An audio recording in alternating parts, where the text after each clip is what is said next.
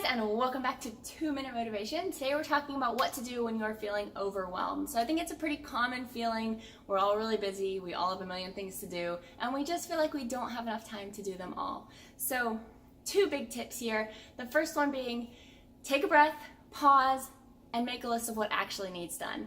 A lot of times for me, I will, have 3 things that really need done and 5 things that I would just really like to have done today, but they're not an immediate necessary thing to have done. So I think a lot of us do that. We pile things on in our mind like, oh, I have to do this and this and this and this, when really we absolutely just have to have 2 of those 6 things done. So taking a step back and looking at those things and picking the 2 most important ones that are going to need done today is a really good way to, calm ourselves down and realize that we can do this. We can handle getting those 2 things done, and if we have time, we'll go after the next one.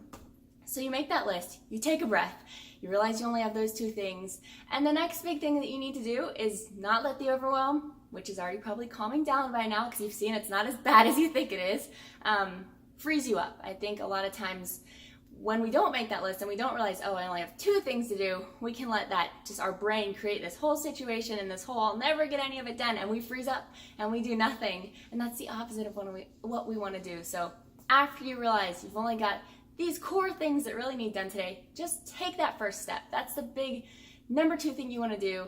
Take the first step, because when you're taking action, you're taking control of the situation and you're making yourself feel better about it, because you're getting towards where you need to be. You're getting towards finishing those things because you're working on them. So rather than being frozen and worried, you're taking action towards that goal of getting those things done. So remember, all you can do is take the first step, and then the next step, and then the next step. We can't get all the steps done at once, and that can create a feeling of overwhelm because often we want to. So remember, when you're feeling overwhelmed, take a step back, realize what really is an absolute necessary thing to have done today, and just take that first step.